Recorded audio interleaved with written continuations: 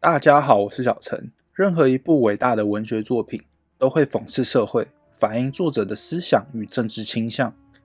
风靡全世界的《哈利波特》其实是写给成年人的黑暗小说，描写人性与政治的黑暗面。今天我就要聊一聊《哈利波特》中你不知道的那些事。在火杯的考验以及凤凰会的命令中，模仿部长夫子拒绝相信伏地魔复活了，说出给邓布利多和哈利波特使绊子，营造一个愚蠢又傲慢的人设。对于作者这样的安排，一开始我是排斥的。我觉得作者为了剧情的需要，安排的太过刻意，非常突兀，让读者读起来并不舒服。但是后来仔细想想，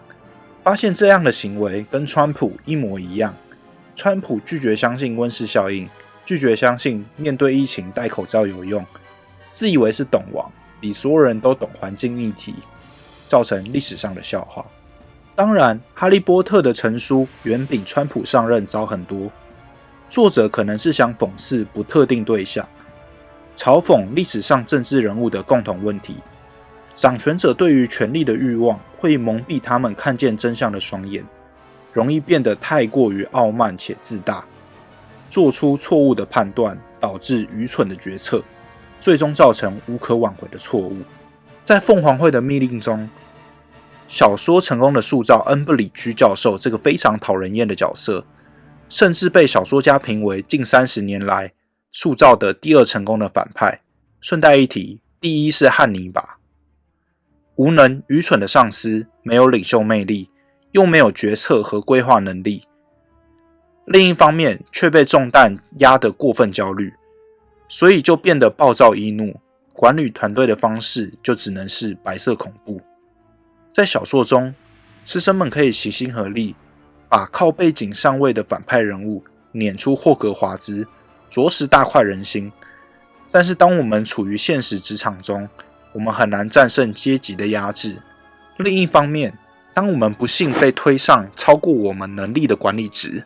我们的表现未必就比得上恩不里居。这让我回想起当兵新训的时候，当时我们的连队执行官年纪比我还小，而且还是第一次担任连级训练官，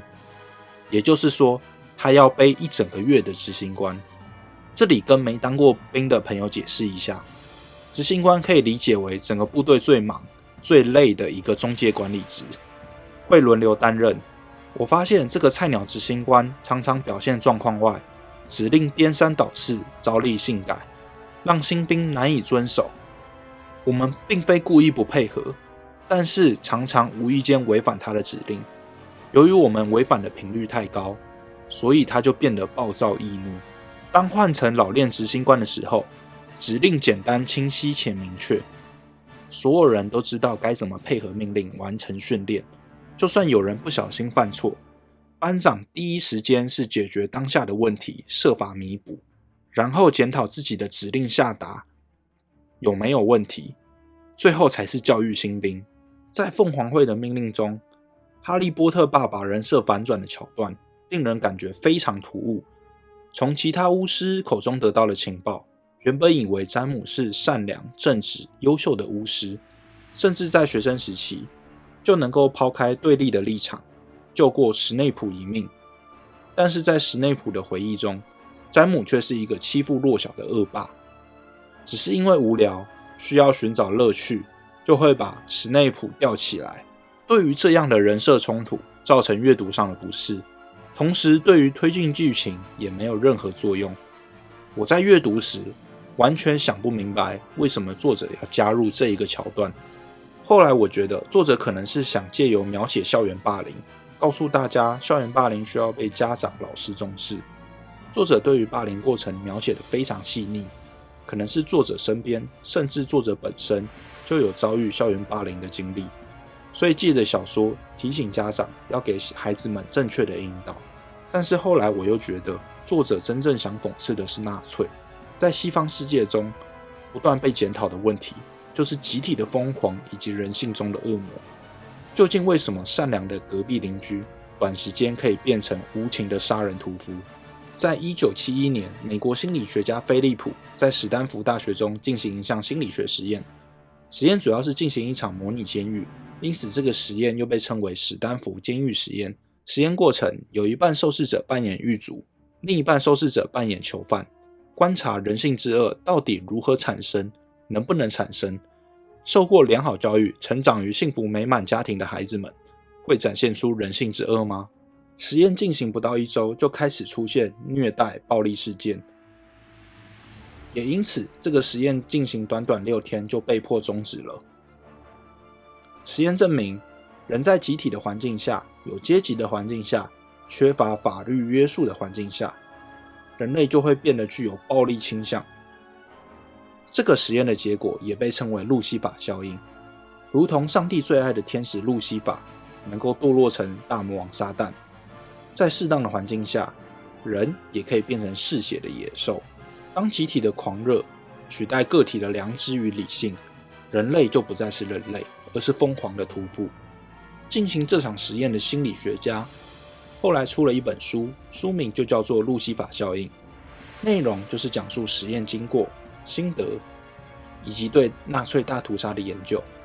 这个实验一再被翻拍成各种电影，2008年《恶魔教室》，2010年《探运风云》，2015年史丹福监狱实验，每一部电影都称得上是经典佳作。甚至在大学的通识课中，有一门课就叫做群众心理学，就是专门研究这个东西。学者后来揭露，佛地魔的目的就是杀光所有的麻瓜、麻种，称霸整个世界，打着种族进化的旗帜，用白色恐怖的手段进行管理，意图称霸全世界。死人阵营的这些设定，完完全全就是纳粹的翻版。作者对于集体的批判和警示可见一斑，所以詹姆的善恶立场会随着环境转变，其实也是作者暗示集体对人性的危险性。在凤凰会的命令中，卫斯理家中失和，大部分人坚定相信邓布利多的警告，佛地魔已经回来了。唯独派西不愿意相信邓布利多，所以跟父母大吵一架后离家出走。虽然最后证明邓布利多是对的，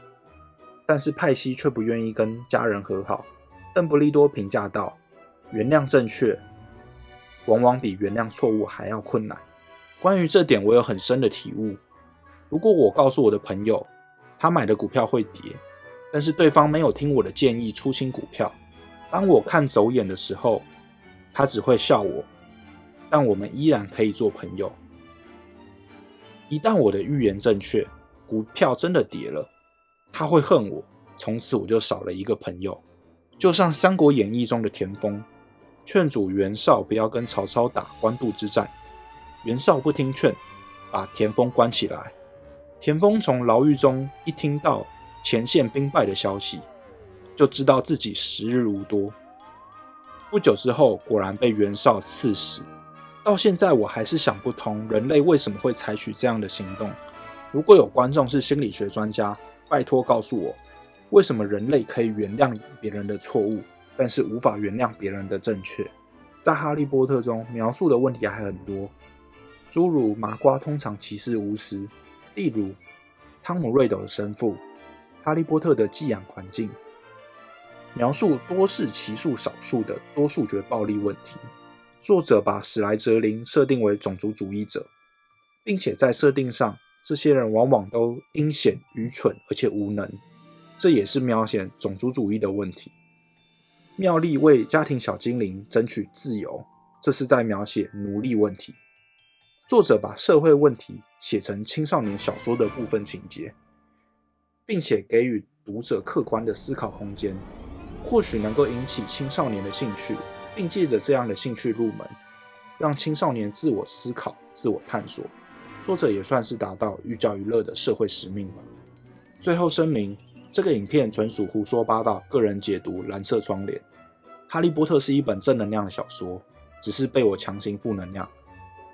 但是如果你觉得这个视频足够有趣的话，拜托各位帮我点赞订阅，让我知道你喜欢这样的影片，我才会继续更新。